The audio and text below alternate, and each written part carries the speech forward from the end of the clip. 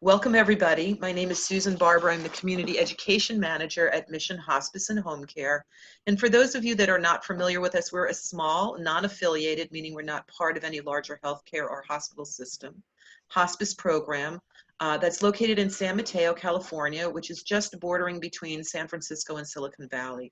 So we serve Santa Clara, northern Santa Clara, and San Mateo County. And we were founded over 40 years ago by two women in our community who understood there was a better way to die than being in the hospital away from family and friends. So we provide an excellent clinical program for people at end of life and for people the year before they are probably likely to be looking at end of life. We also support people in our transitions program. And if anybody is in our community in this area and would like any more information, you're welcome to email me.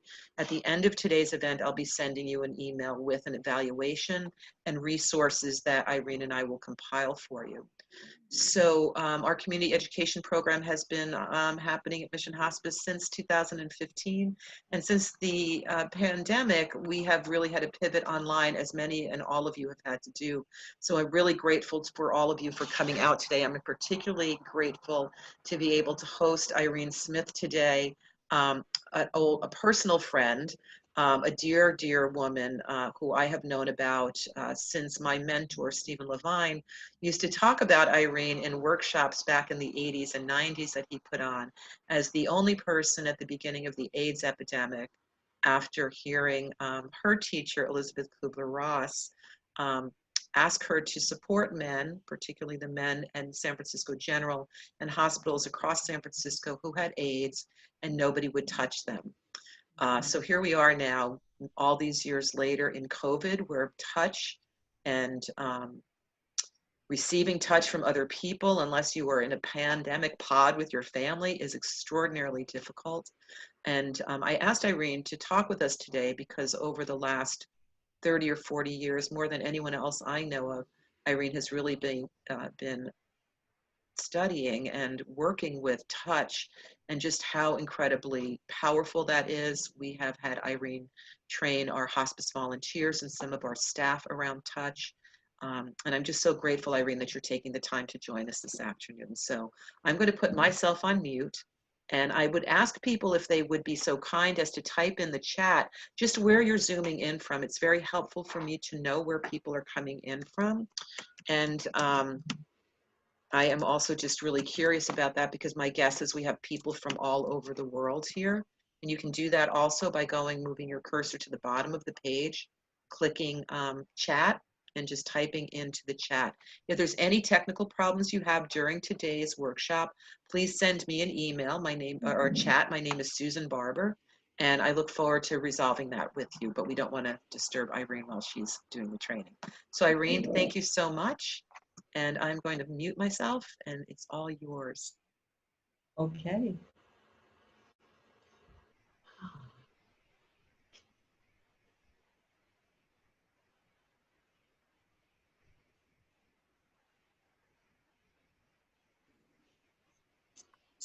Greetings. I want to thank everyone that's in the classroom for being here. And before we get started, I want to thank you, Susan. I want to thank you for a couple of things. Number one, thank you for your technical assistance. I know that you just finished an event and that you came right over to assist with this one. So I thank you very much. And I also thank you for, I think it's a little over 35 years, possibly. Has it been 35 years? Head nod. Yeah, head nod. 35 years of really feeling your respect for what I have to offer in the world and feeling your personal and professional support. So thank you very much. I'd also like to thank Mission Hospice for their forward thinking, always actually. I have known Mission Hospice to provide different levels of touch education for many years for their volunteers as well as their staff. And I thank you for that.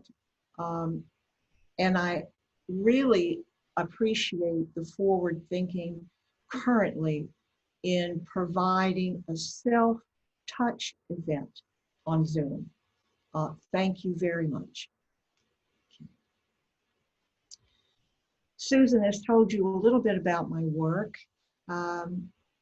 Just to kind of bring it current, I had the opportunity of introducing touch awareness and also massage into hospice care in 1982. I have pioneered that service worldwide. I continued to see people at the bedside one-on-one utilizing skilled touch for 36 years.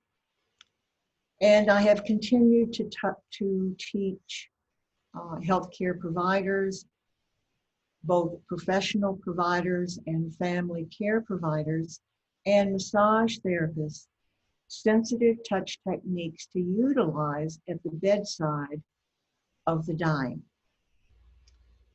I also create educational resource materials that are utilized by healthcare facilities and various educational institutions throughout the world. So actually for 38 years, I have taught people to touch other people. I had a 5-day class in March, and on the 8th of March, my students arrived and we were on our way to Laguna Honda, which is a rehab hospital, quite a large one. And we were due on the hospice unit to provide some skilled touch. I called on I think it was the 7th or the 8th, to arrange the weekend, and I was told that the unit was on lockdown. And that was my first moment of entry into what I consider to be a no-touch world.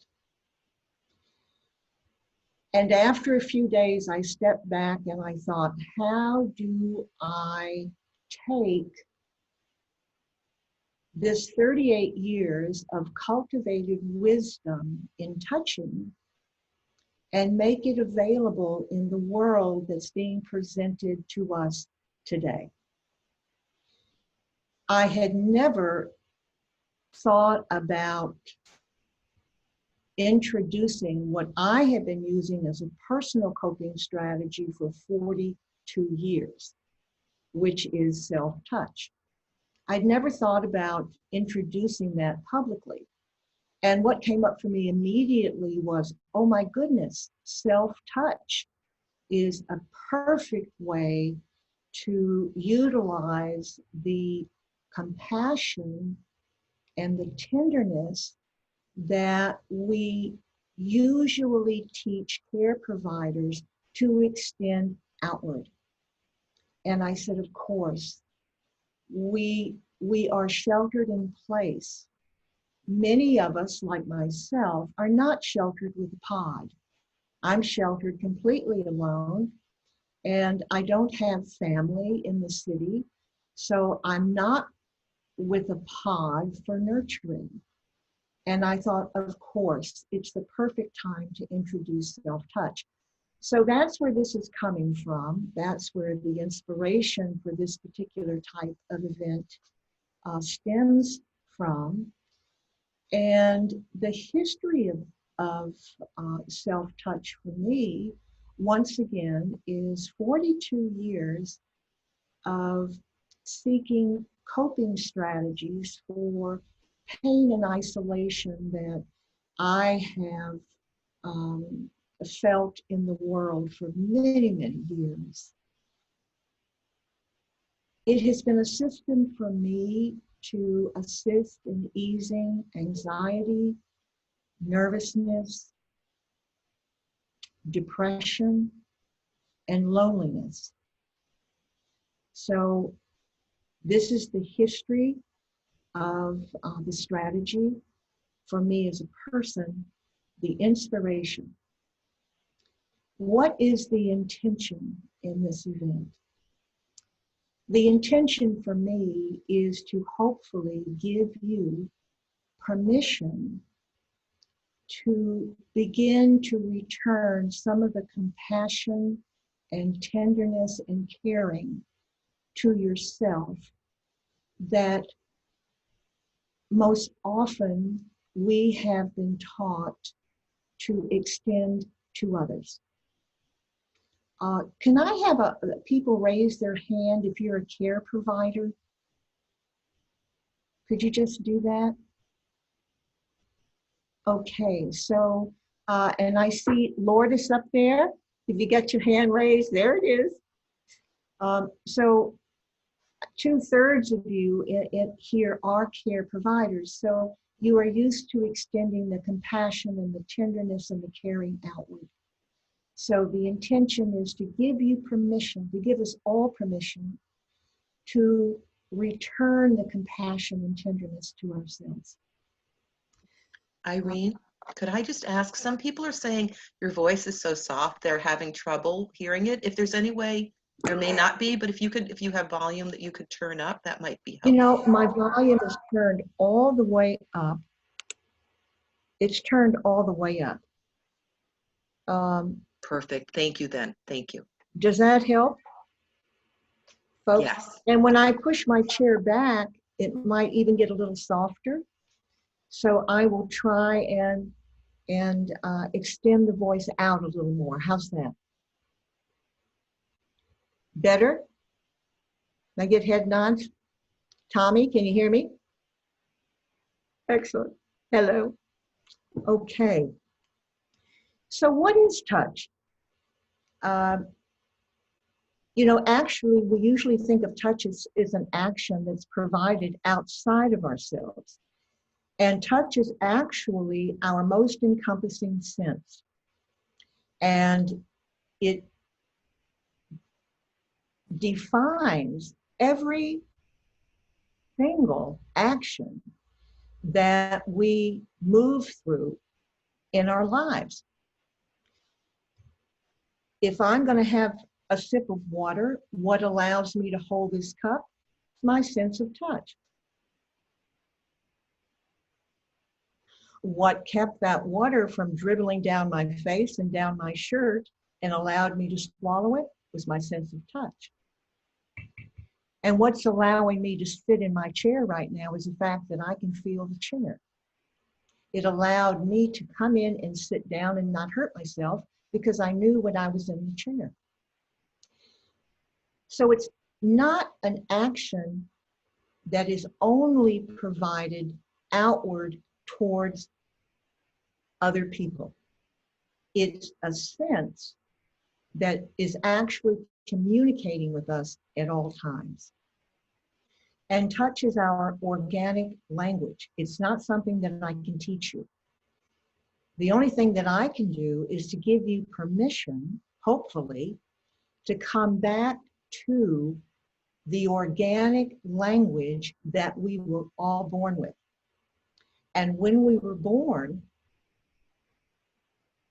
we defined ourselves, we defined the world around us, and we developed a relationship with all things in our environment through tactile exploration.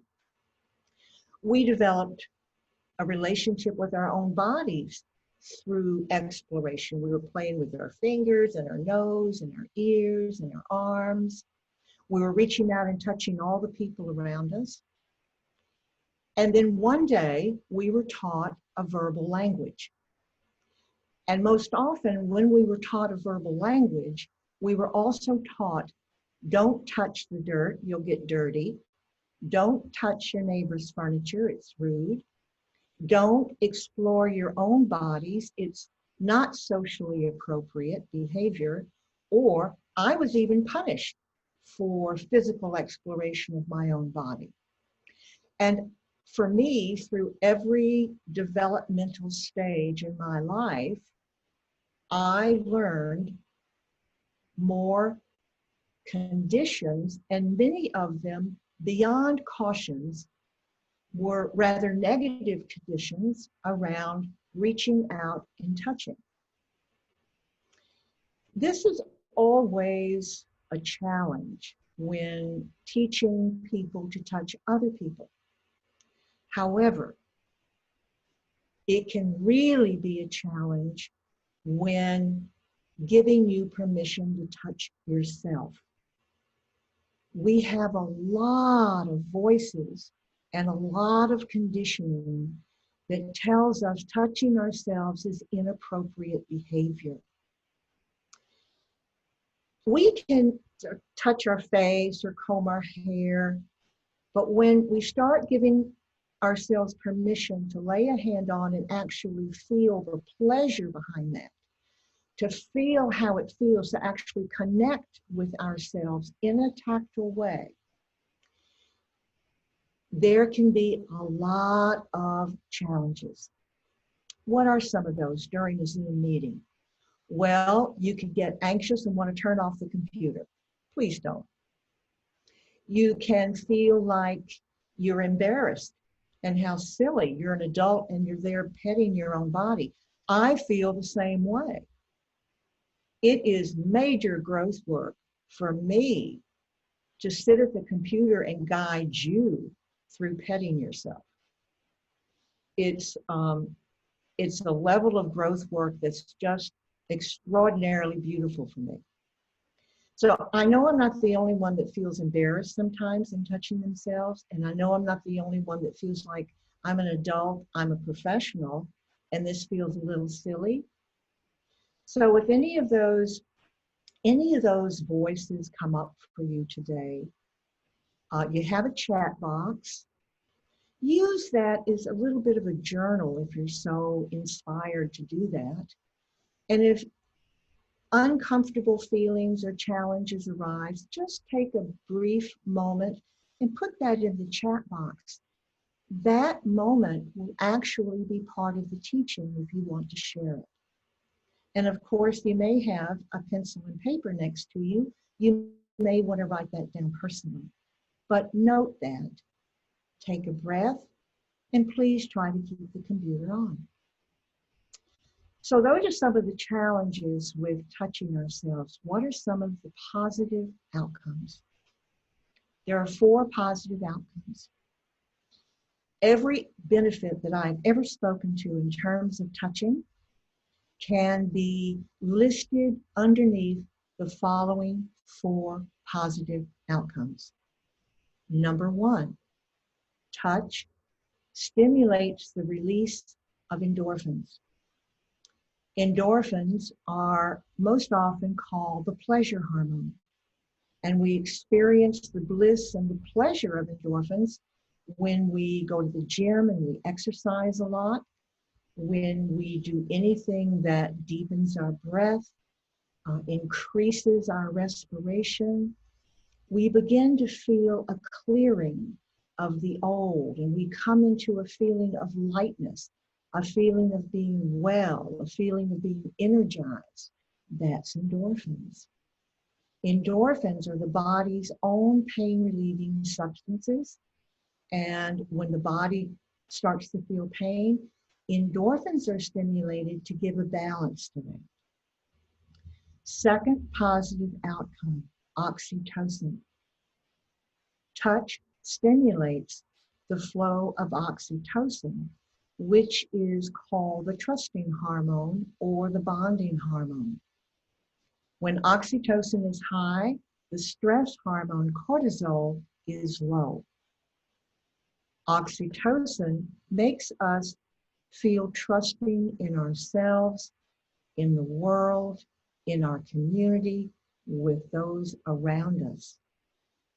Extraordinary time right now to increase the flow of oxytocin within ourselves. Third positive outcome, touch stimulates our sense of proprioception. Proprioception being our ability to really define and understand where our body parts are in terms of space, which means our sense of proprioception is a marvelous tool in terms of confusion, disorientation, and anxiety. When I put my hand up, when I think my hand in the air, I know my hand's in the air. That's my sense of proprioception. That's my sense of proprioception. And the last positive outcome isn't really too scientific, but after 38 years of touching people, I have recognized that touch reminds us of our loveliness, because touch gives us a moment to reflect deeper within ourselves than we might usually focus. We have the opportunity to touch a greater core view of ourselves. Endorphins, oxytocin, proprioception, remembering our loveliness. 4 primary outcomes from touch.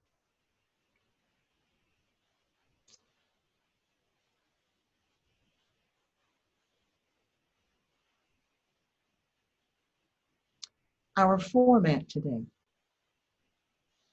I'm going to give you the 6 primary steps in developing a foundation for self-touch. We will take these steps and work with these steps in a meditation. I will ask if anyone has anything that you'd like to share after the meditation.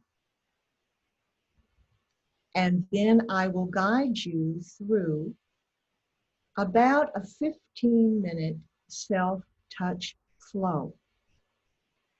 I call the sessions touch flows. And today's touch flow will be a gentle stroking of our upper body. Any questions about the time frame in the rest of this event before we start to talk about the foundational steps for our stroking touch flow? Irene, it looks like Michelle Nikoloff has a question. Michelle, you would need to unmute yourself, please.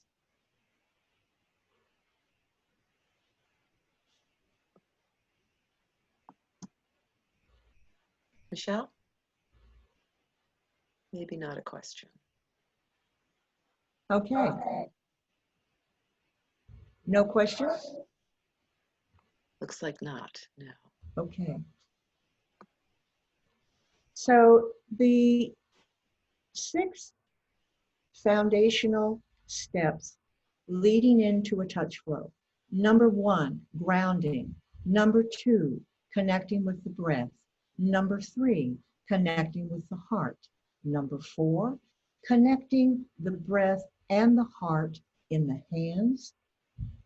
Number 5, connecting the hands to the body. And 6, moving into the touch flow. We're going to take these first 5 steps and put them into a meditation. I'm going to ask you to get as comfortable as you possibly can.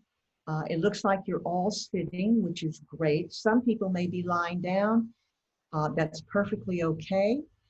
What I'm going to do to guide us through the meditation is I'm going to adjust my camera so I can push my chair back. I'm going to also pull my computer forward because I think you might want to hear my voice a little stronger.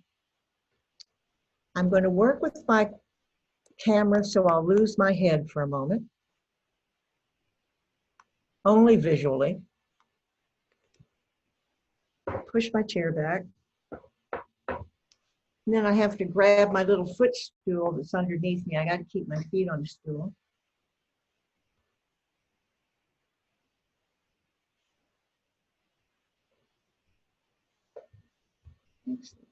So have I lost my head? Yeah.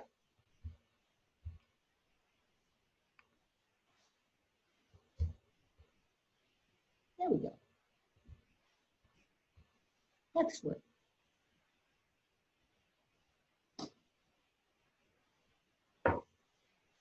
So I'm just going to ask you to, can you hear me? Can you hear me, Susan? I can hear you, yes. Okay, because I don't have my glasses on. I can't see your heads bobbing.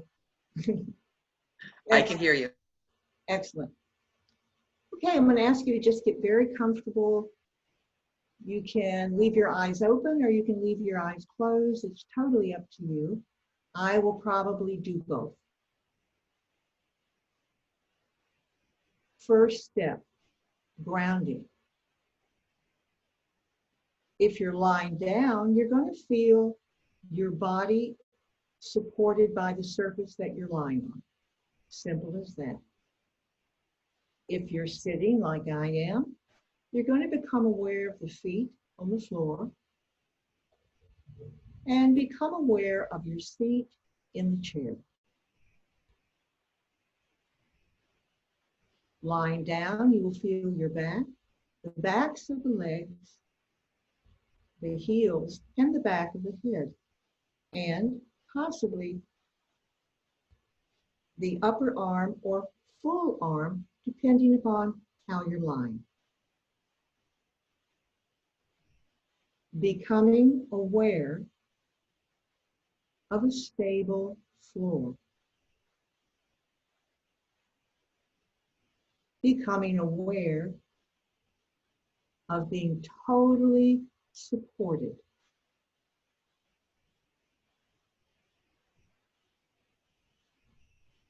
And in feeling totally supported and feeling this stable floor, I'm going to ask you to connect with your breathing. You don't have to change it. You don't have to do anything with it. Just become aware of it.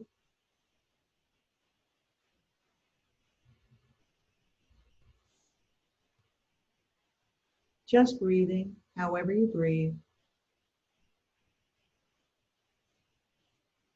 Just make sure to exhale fully.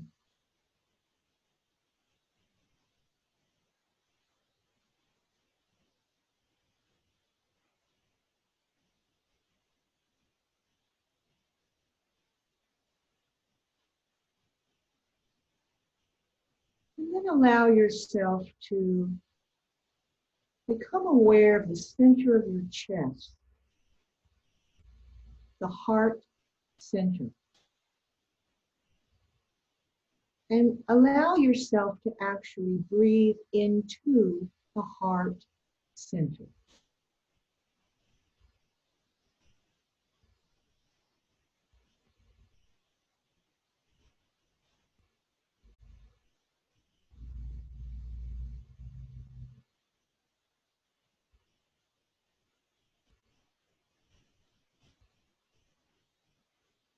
And deepening your awareness, become aware of the heart beat in the heart center.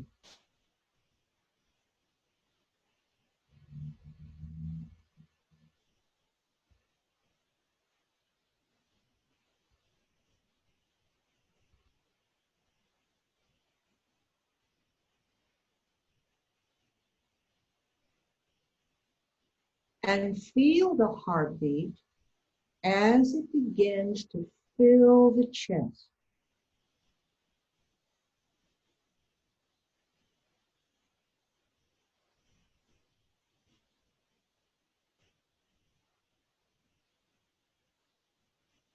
Feel the rhythm and the pulsing of the heartbeat in the chest.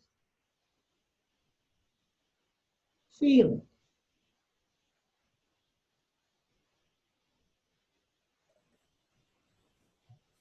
And become aware of the heartbeat as it begins to filter into the tops of the arms and down through the forearms.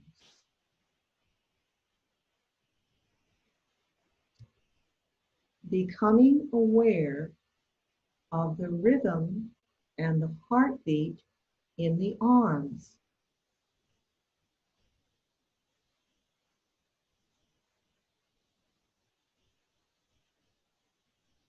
And become aware of this heartbeat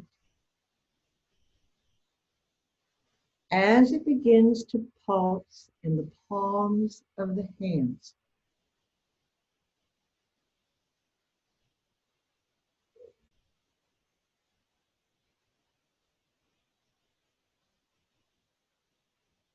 The heartbeat, becoming aware of the pulsing of the heartbeat in the palms of the hands.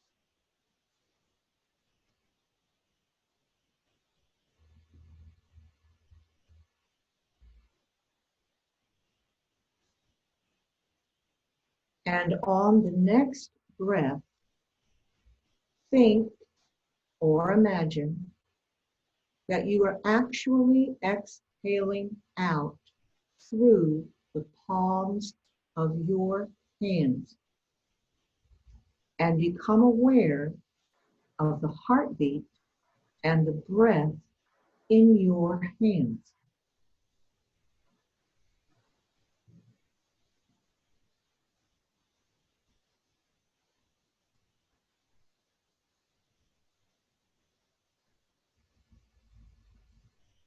The heartbeat, coming from the heart center, in many traditions considered to be the center of compassion.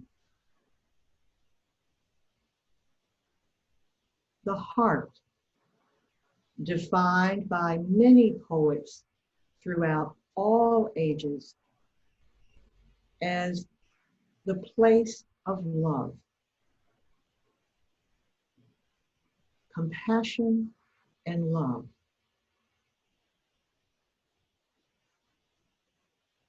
And begin to sense the compassion and the caring in the heartbeat in the palms of your hands.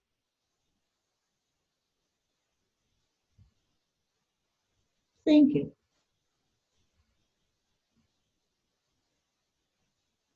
Now seeing the palms of the hands as wells of compassion.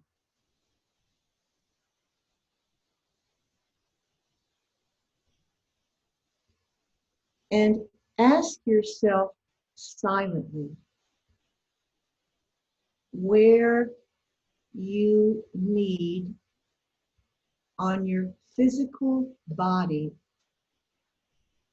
to extend some of the caring and compassion from your hand.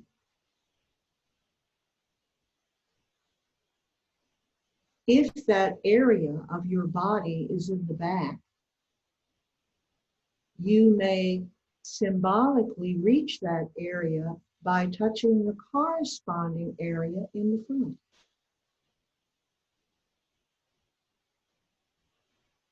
Once you have defined that place for yourself, I'm going to ask you to bring your hands up and touch yourself in that place that you have silently defined. Wherever that is for you, it might be your cheek, it might be your forehead, it might be your shoulder, it might be your chest. For me, it's always my chest. Now, when you lay your hand on your body, you're going to lay it tenderly and you're going to lay it gently. The arm is completely relaxed. The arm is a channel for compassion. We want to keep it soft and open so that the heartbeat and the compassion can be channeled through. We won't push the palm against the skin. That means we're pushing with the arm. We'll just lay the hand. And we will take our second hand and we will lay it tenderly on top of the first, so that we have both hands resting together against the body.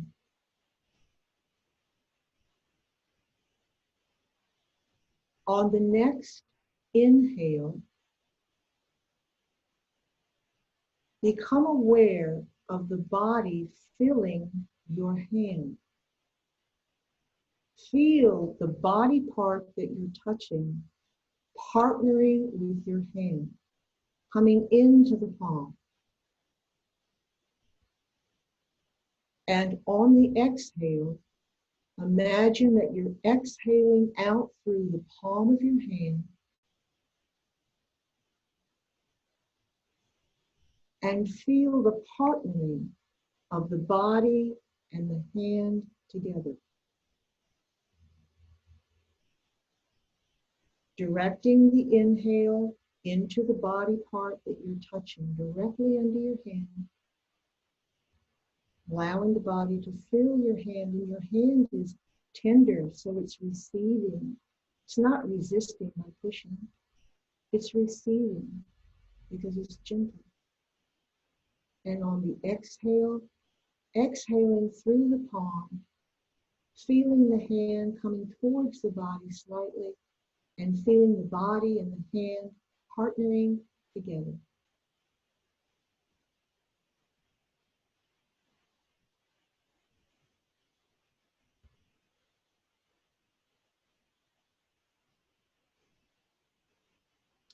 And when you're ready, I'd like to ask you to let your hands be easy.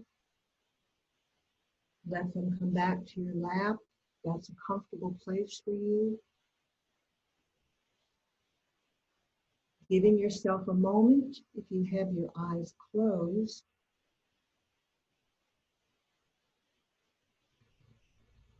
Continuing to be aware of the area that has been touched.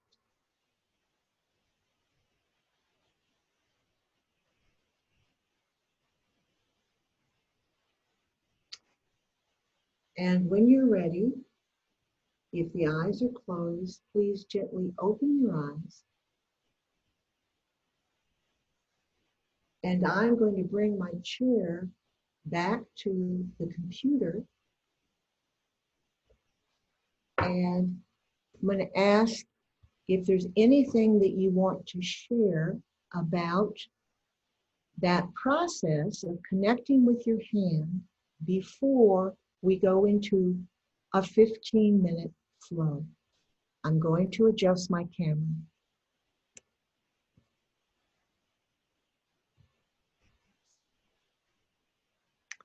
If anybody has a question, just a gentle reminder to move your cursor to the bottom of your screen or to the top, where you will have a little icon that says participant. And if you click on there, you'll have the ability to just raise your hand. Thank you. So, do you have anything you want to share about the process, about your personal process right now? Please speak to me. I could go. Whoever it is, just go. A box will go around your face and they'll find you. Thank you, Mukta. Yes. Yeah. Yes. So I was feeling a lot of tension and I was resisting. I just didn't want to do it. I didn't want to lie down because I was just not in that space. But just a few moments after you started to talk, I just automatically just kind of lay down right on the floor without being comfortable. But once I started to listen to you, I was like taken someplace else and I felt so relaxed. I can't tell you that those few moments, how quickly I went from being so stressed to actually letting go of my arms and my palm and my lifting, and the whole process that you repeated. It was just beautiful. Thank you, thank you, thank you. Thank you so much. And how did you experience your touch? Surprisingly enough, because I thought because my hands were feeling so tight before I started this whole thing, I was very lucid and very relaxed. My wrists were not heavy at all. And I placed my hands on the forehead, and my palm wasn't touching, I wasn't pushing. It was just perfect, like you were describing. I was just following the instructions, and it was very, very calming. Thank you. You're so welcome. You're so welcome. You know how to touch. You were born with that skill. And I'm so glad that you had the opportunity to actually experience that. Thank you. Could I go when I select participants, nothing happens? Yes, Beth, why don't you go ahead, and then we'll have Marcia, who's got her hand up, go. So why don't you go ahead, Beth? Is that Elisabeth? Is that Elisabeth? okay? Yeah. Yes. Hi. Okay, thank you. So I'm sick today, and my throat and my chest hurt. Okay. And as we did the breathing, I felt my breathing beginning to deepen. And when I placed my hand gently over my chest and throat, organically, I just started to caress it very softly, not rubbing, which I always think is going to make it feel better, but just caressing it. And it started to feel warmer, and it's more comfortable. Oh, I'm so glad. I'm so glad. Yeah, thank you. Thank you, Elisabeth. Thank you so much. Thank you for being here. Thank you. It's good to see you again. Yeah, it's good to see you. And I appreciate you being here, Irene. Oh, yeah. Thank you. Thank you for sharing. And I think Marcia, can you unmute yourself? You've got to lower your hand. Thank you. Hi, Marcia. Hi, Irene. Thank you. That was really lovely. What I found so helpful was when you said the partnering, let your hands really receive your body. Yes. Give your body to your hands, and that sense of just all the tension just disappeared. It was my eyes, and so I didn't put my hands on top of each other because each eye wanted a hand. But I let the fingers touch on my forehead. But there was that sense of just giving it away and letting it go out with the outflow of the breath. That moment was extremely helpful, and I really appreciate that. So thank you. This is so lovely. Thank you so much, Marcia. I really appreciate that feedback. And I really commend you for having one piece of instruction coming through, but you doing what you needed to do and what you felt comfortable with. Excellent, because you know what you need in that moment. So thank you so much for sharing that, and thank you for being authentic with the practice. Nancy Argo would like to share. Go ahead, Nancy. I see Nancy. Okay. Okay. At first, well, I won't go into the long aspect of it, but the hands, when I felt the pulsations in the hands and the energy coming off of that, right away I tried to put one on my back on one side, and then you had so intuitively said, don't make it this like a pretzel, right? Let's not do this. Let's not do this with a forceful aspect.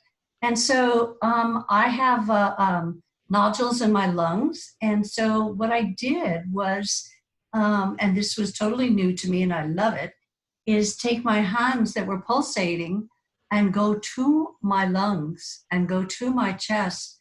And instead of feeling a tightness in there, I felt it loosening up and a spaciousness starting to happen, which is really, really, really important for me in this, in this process of where I am. So thank you very much. I wanted to be able to put you in my back pocket and take you wherever I go, because this is something that can happen in just moments. I know you gave us a long intro into it, but the momentary thing of having them come down to the palms.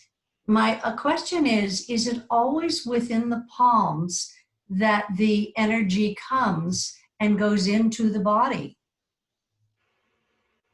Yes. And that is such an important piece to bring to this meeting, is that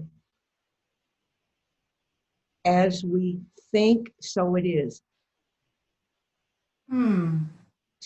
As we bring that awareness in that moment, so it is. We can simply exhale, feel the ground, feel the palms, and there we are. So thank you for bringing that to the meeting. It's very accessible. We are amazing beings, and we have so many tools to provide comfort and nurturing to ourselves at all times. And I thank you for recognizing that. And I'm just so glad about the awareness that you had with your lungs, and that you have that tool with you now. You don't need me in your back pocket, because you have you in your front pocket all the time. But it's so much more fun to have someone else do it, right? Instead of ourselves. Hello. It's self-responsibility. Thank you very much. You're welcome. Okay. I want to thank you all for taking the initial steps and the initial partnering with your hand to such a personal and deep level. Thank you very much, and thank you for sharing it. I want to guide us now through a touch flow, and it's going to be a stroking touch flow. I was going to say a simple stroke of the body, but I don't think I'm going to put the word simple in front of it. I'm just going to say a stroke, a gentle stroke. A gentle stroke in one direction on the body has been researched in pre and post-surgical experiences. And both pre-surgical and post-surgical, the gentle stroke in one direction has eased fear, anxiety, and calmed the nervous system. So we're going to use a stroke in one direction. We'll be going down on the body. The hand is going to be the way that we described it in the meditation. It will be gently laid on the body. Now, you noticed most likely when you touched yourself before that if you're very gentle with your hand when it comes to the body, there's actually a little bit of a space between the palm and the body. It's just a little bit of space. And that space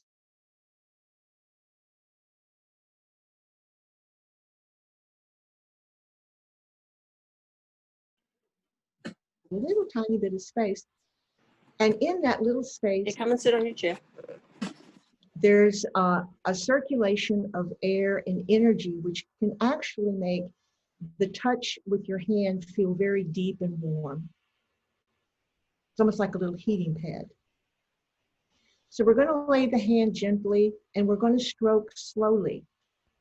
And we're going to stroke slowly for a couple of reasons. Number one, we want to give ourselves the opportunity to feel ourselves, to actually feel the texture and the temperature of the body and what we're doing. And we want to give the body the opportunity to feel the process that's happening so that the body can receive it and partner with the touch. A couple of people recognized the awareness to the partnering. And that partnering always happens, but it can happen to a greater degree if we slow down a little bit and actually allow the hand to be more receptive rather than doing. Receptivity rather than doing. Okay. I'm going to push my chair back again, and this time I'm going to push it way back because I'd like for you to be able to see my legs as well. I have to do a couple of pieces of adjustment. I'm going to bring my computer up. I'm going to adjust the camera, so once again I'll lose my head. And first thing that I'm going to do is I'm going to pin myself so that I can tell what you're seeing. So I'm gonna lose you for a little while. See you later.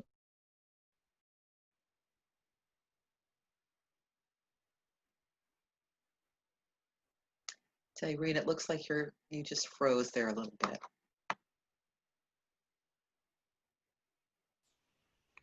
What? Okay, it looks like you had frozen. Your screen froze there a little bit. No, I was pausing. I got to get my footstool, remember? So I have to bring all that back. And I'm going to have to bring this down a little bit more. Okay.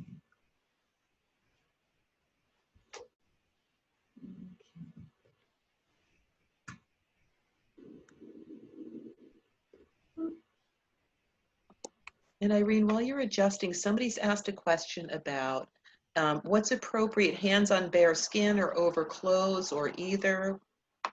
However you're comfortable. It can be right in the moment. So I'm trying to figure out why we're not getting my full body.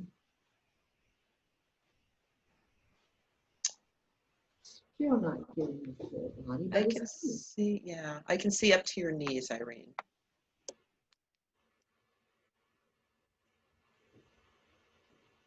Now, have I lost my head? No, you have not. And now we can see your knees too. Oh, okay. So, because I have this banner at the top of other people, so I can't tell. Can you see, is my whole head on there? Yes, it is. And you got my knees too? Can you hear me, Susan? Yes, I can see your head and I think I can see your knees. Can people hear me? Yes. Yes. Susan, can people hear me? Yes, we can hear you. Okay. Excellent.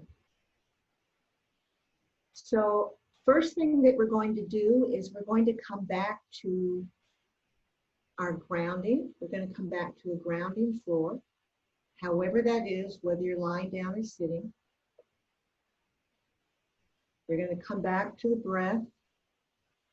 However the breath is, just allow yourself to breathe.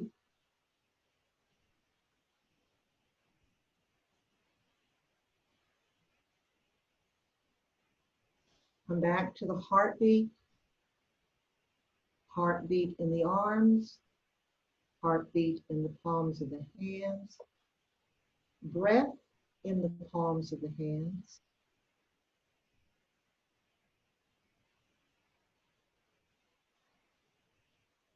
And remembering the heart as a well of compassion.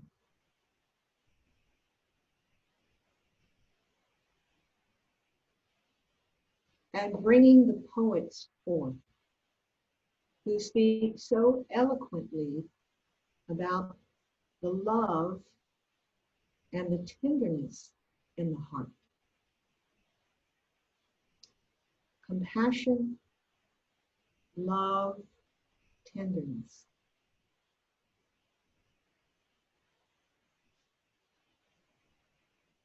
Pulsing in the palms of the hands. Please follow me. as I guide you through a touch flow in the upper body. We're going to bring our hands to the forehead. Very softly, we're going to stroke the top of the head, the back of the head, down the side of the neck, and off the shoulders. We're going to bring the hands to the forehead. We're going to brush the top of the head, down the back of the head, and off the shoulders. Third time. All strokes will be 3 times. And as we brush the top of the head, remember the breathing and really feeling what it feels like to touch your hair. One hand to the forehead, across the forehead, down the side of the face, side of the neck, and off the shoulder 3 times. Across the forehead, breathing, feeling the forehead, feeling the side of the head and the hands, off the shoulders. 3rd time. Across the forehead, down the side of the face, side of the neck, and off the shoulder. Opposite hand. Stroking across the forehead, breathing, down the side of the head, and off the shoulder. Across the forehead, really feeling the forehead and the hands, feels so good. Down the side of the head and off the shoulder. And one more.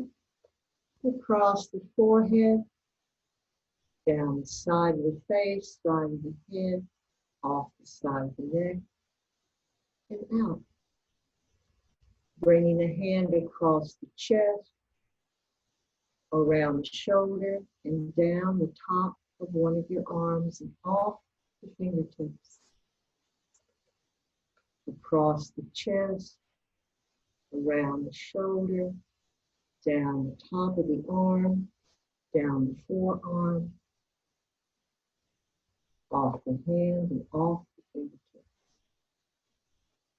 Across the chest, around the shoulder, down the arm, down the hand, and off the fingertips. Opposite arm. Across the chest, around the arm, down the top of the arm, down the forearm, and off the fingertips. Across the chest, possibly coming back to the heartbeat. And then wherever you are with the arm, just allow yourself to pause for a minute. Hold your arm.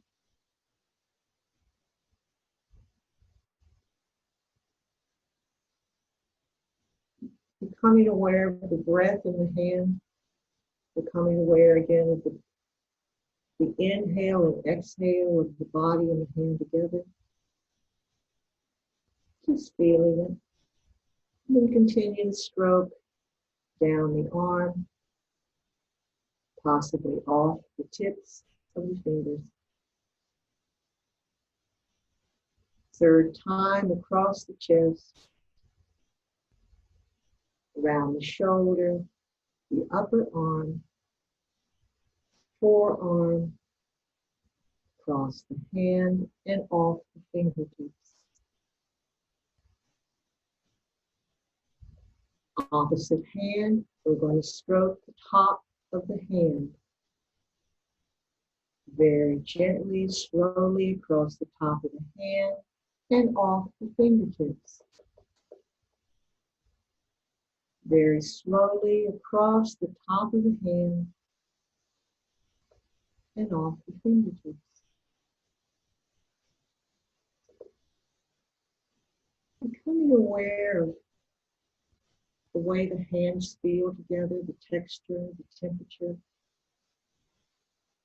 Just sensing the hands as they're partnering together. Changing hands. Stroking down, nothing to fix, nothing to change, nothing to correct. Your touch and your hand are both perfect. Just sensing, stroking, feeling the temperature, the texture, breathing, staying grounded. Changing hands. This time we'll turn the palm forward. Stroking the palm, palm to palm. It's like heart to heart. Breathing.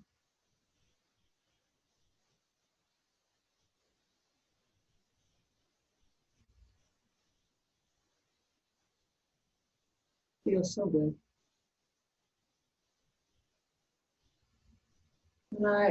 As I stroke my hands, I sometimes think of everything that they've done. I really start to think about the journey in life and how this hand has served me and how it has served so many.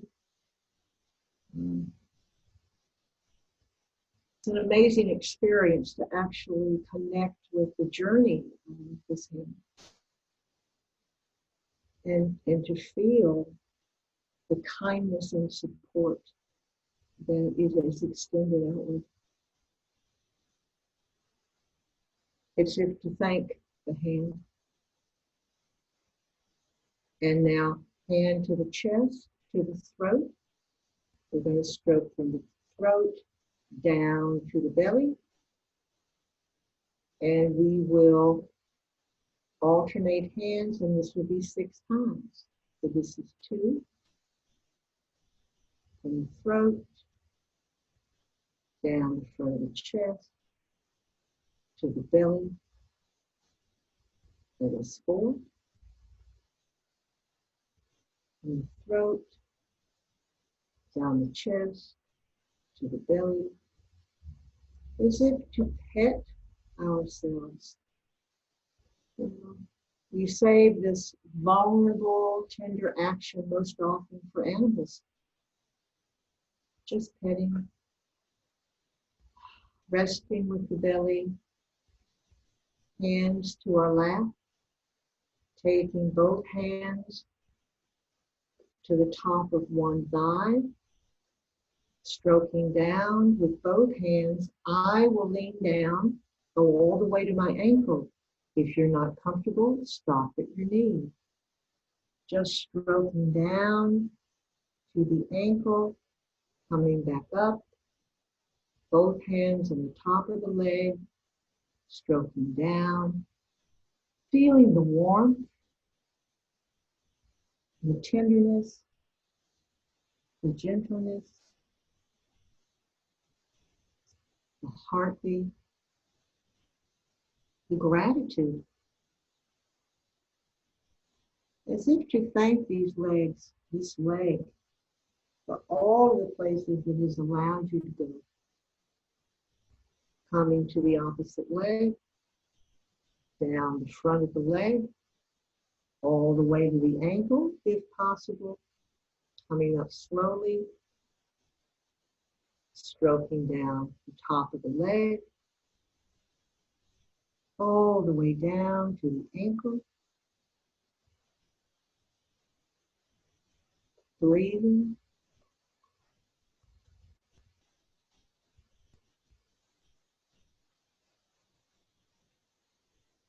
And then coming to the opposite leg, one on the inside, one hand to the inside, one hand to the outside. Going down.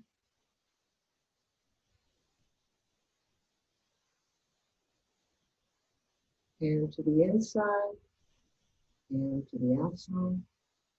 Stop at the knee if it's comfortable. Otherwise, go all the way down.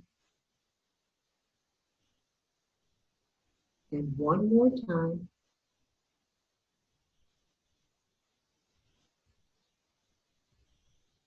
Just feeling the shape of the leg as it partners in the hands. And we will come to the opposite leg.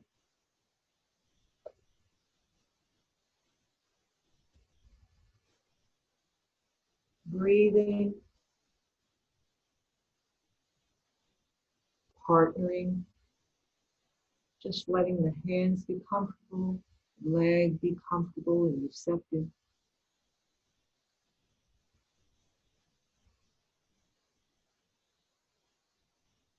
And one more stroke down the sides of the legs.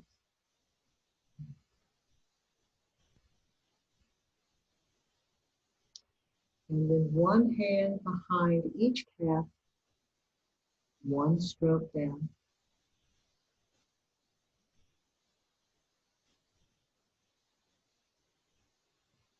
Bringing the hands up.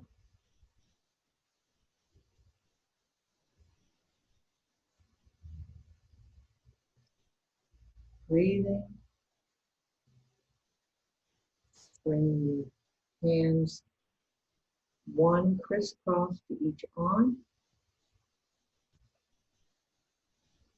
as if to hug ourselves. Breathing.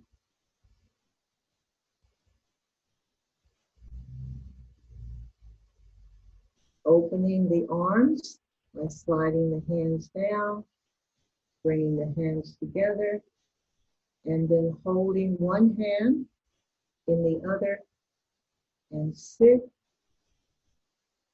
holding our own hand.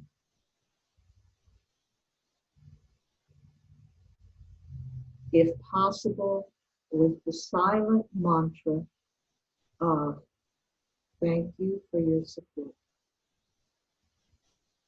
Thank you for being here with me. Thank you, thank you, thank you.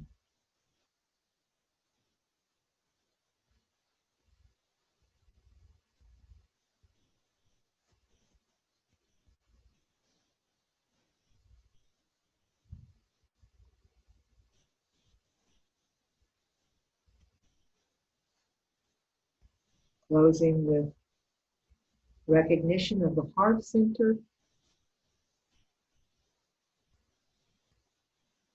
Coming back to an open and comfortable position.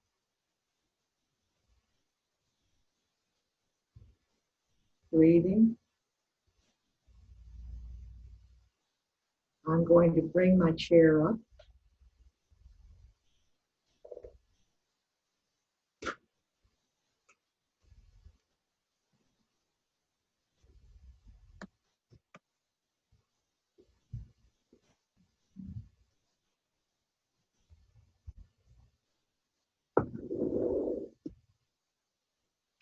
Adjust the camera so I have a head.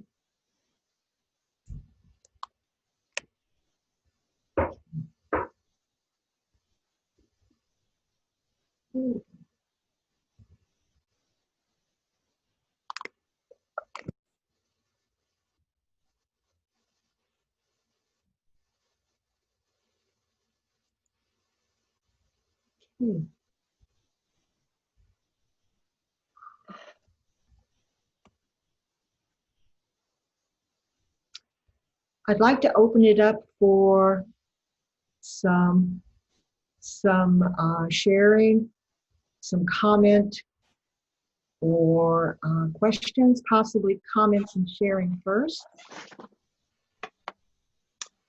It's How Irene. was that for you?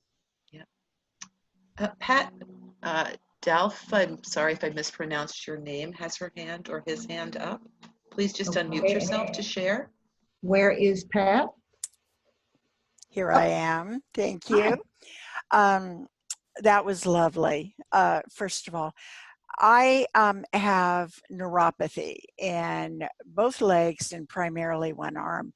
And so I often rely on touch as either a distraction or something else to deal with that and to get me better prepared for the day. But what I have found is that typically, as I'm doing it, it directs my focus to what is wrong, it seems. And so it was so much more appropriate to be using the stroke in an expression of gratitude. And I just loved that. So I wanted to let you know that I will be bringing that into my own personal practice for myself. And as I work with other people, not as a professional caregiver, but just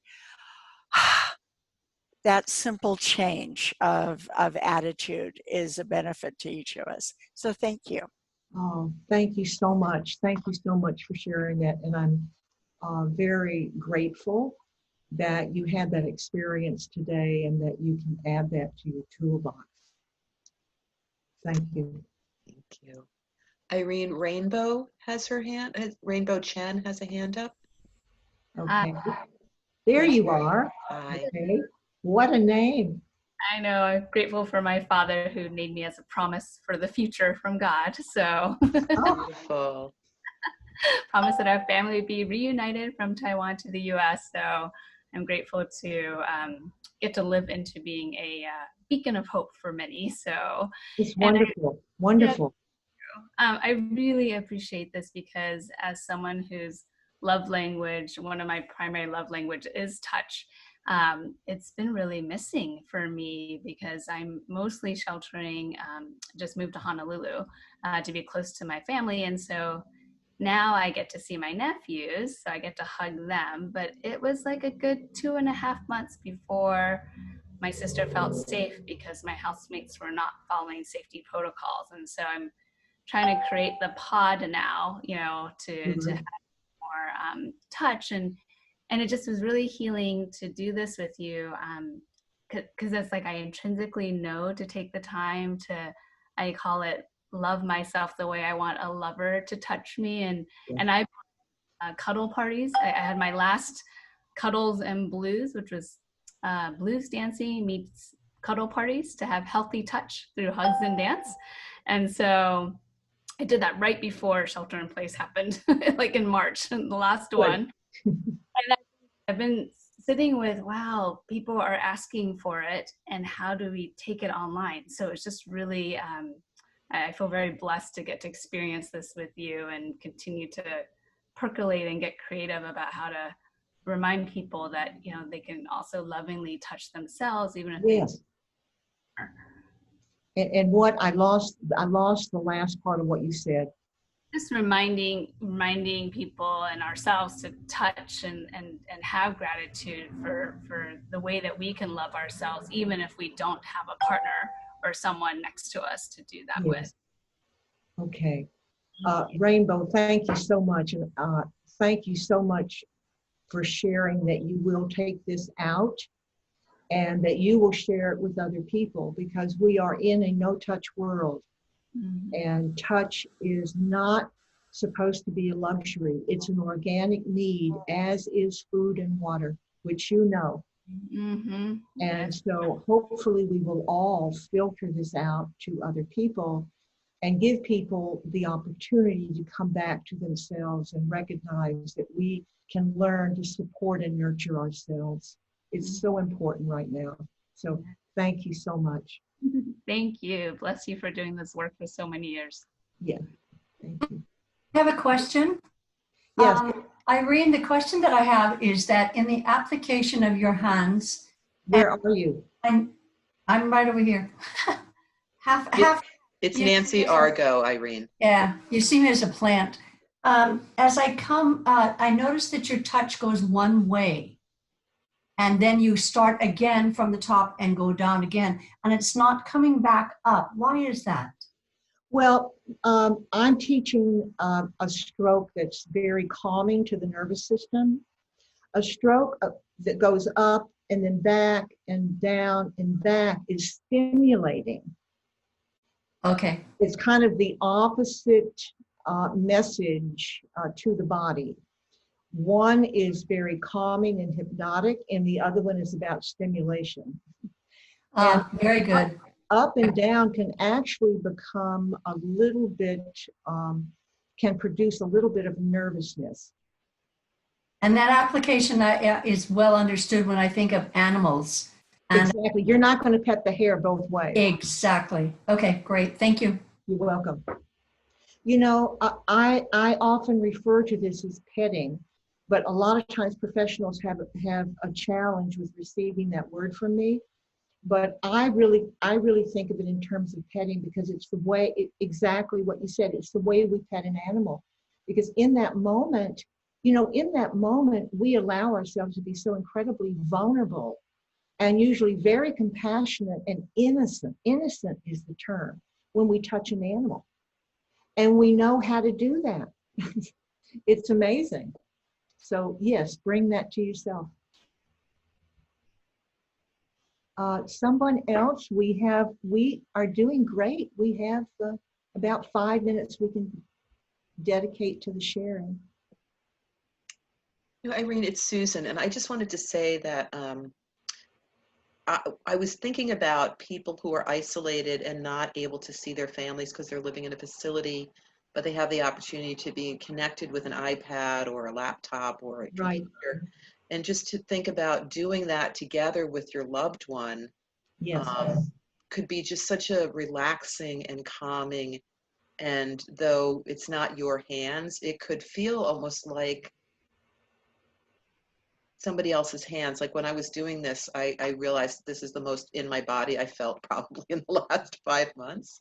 And I just was thinking about the ways that possibly our volunteers or even our staff that aren't with patients every day could be doing these kinds of exercises or calming, just joining with their patients or their loved ones in this way. So thank you so much for this. You're so welcome. And in the beginning of the pandemic, I did 5 webinars for the hospice massage community, because so many of the people in that community are people that have been through my classes over the years.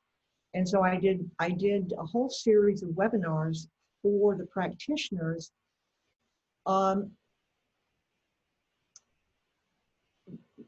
trying to direct them to exactly what you just spoke to.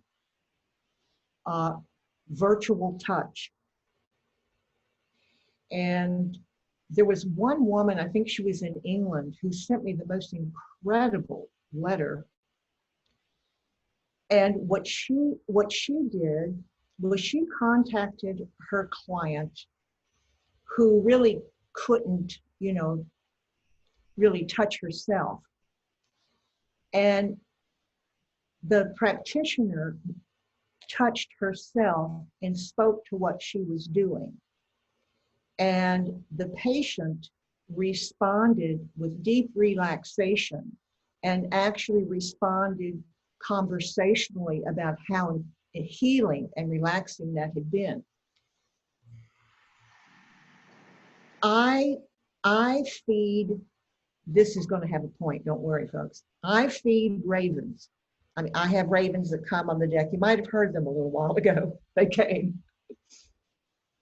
And the person that I communicate with is a veterinarian in a raven rescue. And I started communicating with her because I was afraid that I would interfere with their wildness if I overfed them. And in our conversations, she spoke to me about standing too long with them with eye contact, directing conversation directly at them for long periods of time. And she spoke to the fact that if I did that, they would imprint on me. And then I would have a problem. And I thought, virtual touch. If we simply go online and model slowly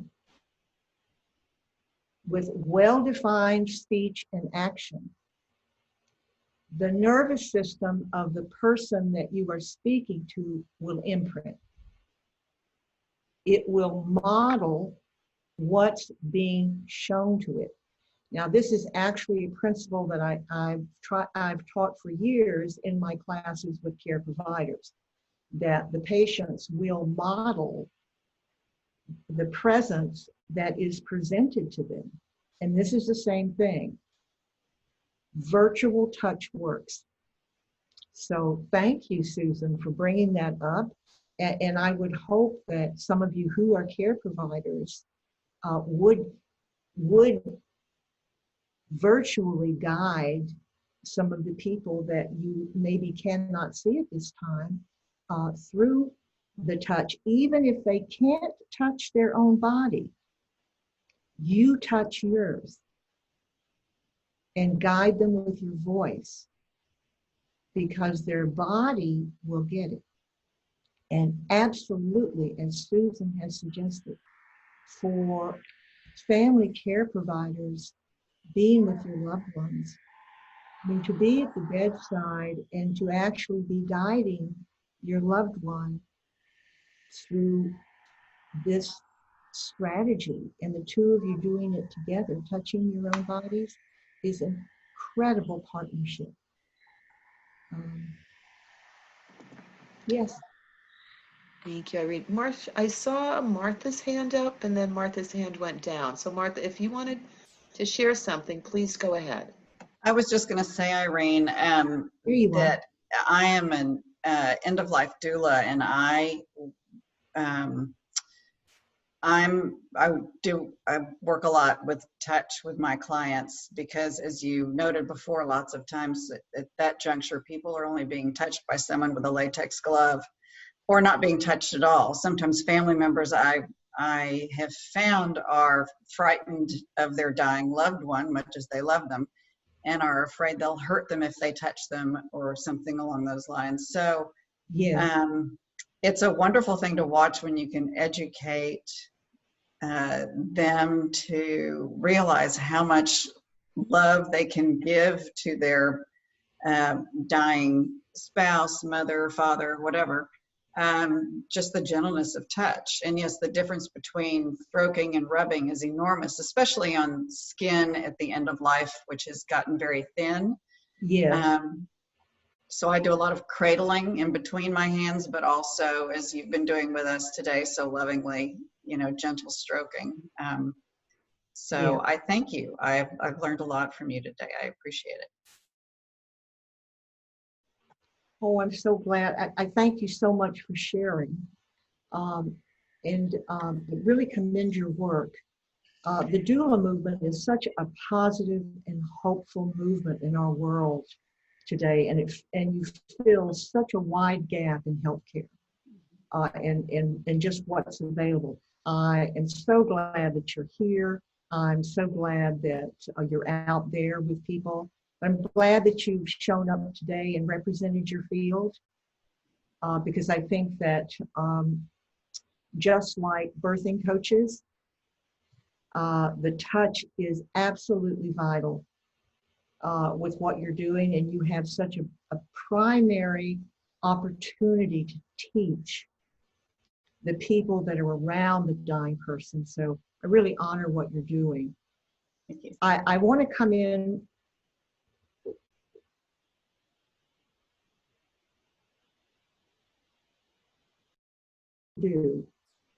that family members are very afraid that they're going to hurt their loved one, and it really has a lot to do with why they cannot touch, and while they would usually bring someone from the outside to do that. But I think the other thing that's happening is that in order to be vulnerable enough to touch your loved one tenderly, you have to let your defenses down. And once you let your defenses down, an overwhelming grief comes forward. So there's that grief that's sitting there that's very difficult for that family member to move through. They don't want to bring that to the bedside. They don't want to fall apart. So there's a lot of dynamics that come into play there. It really requires a vulnerability and an undefending of oneself to touch tenderly, not just touch, but to touch tenderly. Many times in my self-touch practice, I end up crying, or I end up in just such a vulnerable place that I open myself up for memories of times when it wasn't safe for me, or times when it wasn't comfortable for me, or times when I wanted to love somebody and I didn't, or times when I wanted to be tenderly touched and I wasn't. So as I move through my own tender and compassionate touch practice, I open that vulnerability within myself. It's one of the, for me, it's one of the great gifts in self-touch, is the personal growth that I have the opportunity to move through as I do that. But we want to keep that in mind when teaching family members and wondering why they may not be able to touch so tenderly and quietly. It's because there's a lot of grief in the way. Martha, thank you so much.